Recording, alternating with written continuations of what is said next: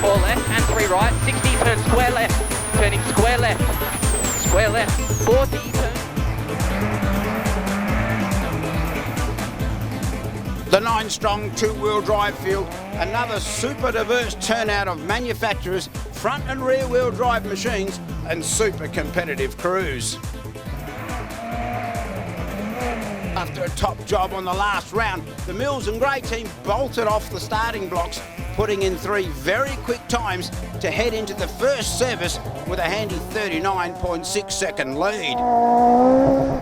Carry Rally winners Nick Box and Tammy Adams struggled with a new setup on their Sylvia and could not match the pace of the Mills Grey Fiesta. Second two-wheel drive with 3 stages run.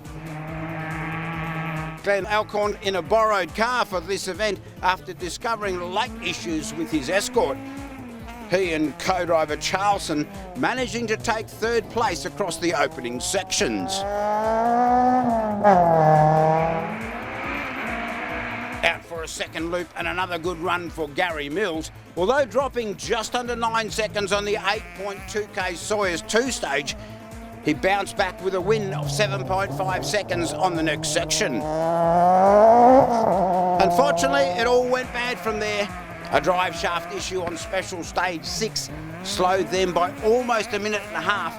They were still in the lead of the group as the Sylvia of Box and Adams suffered a gearbox failure. They would retire in the last section before the second service. Alcorn was up into 2nd place now, just 14 seconds back. Wright and Huggins into 3rd place in the Datsun 1200.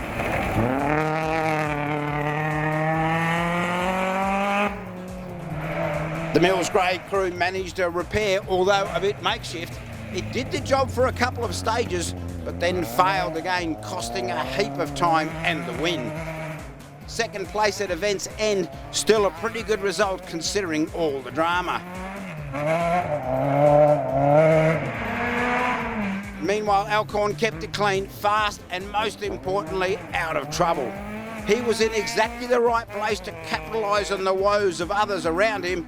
Alcorn and Charlson, two-wheel drive winners by 1 minute and 31 seconds. Valuable championship points and 7th outright for the event, all in a borrowed machine. Yeah, we're very lucky. Well, during the week we got an engine issue with the Escort, and I threw in the towel more or less, and I didn't think I was going to get a drive, and Jeremy O'Donovan from Hammersley Electrical Contracting offered me his car to take it for today. I would say he was biting his nails all day about it, but yeah, very grateful to get his car out and to get it here to compete.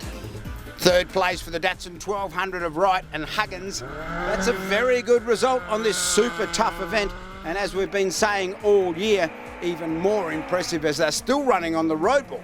Another good haul of series points, keeping them on top of the leaderboard with just 1 rally to run.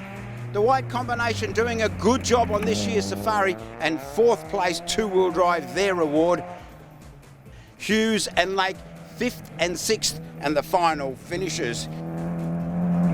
This year's event yet again taking its toll on the class.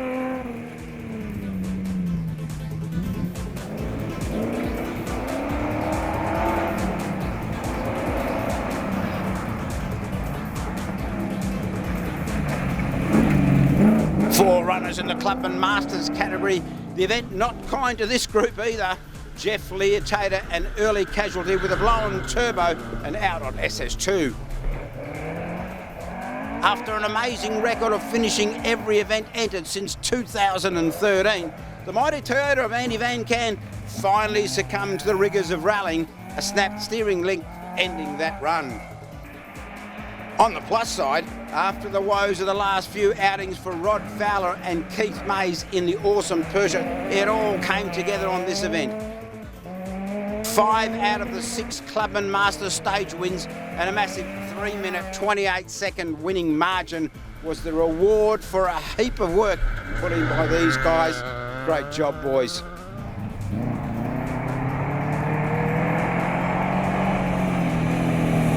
The 8-strong Clubman Cup field had 6 stages and 75.8 Ks to tackle.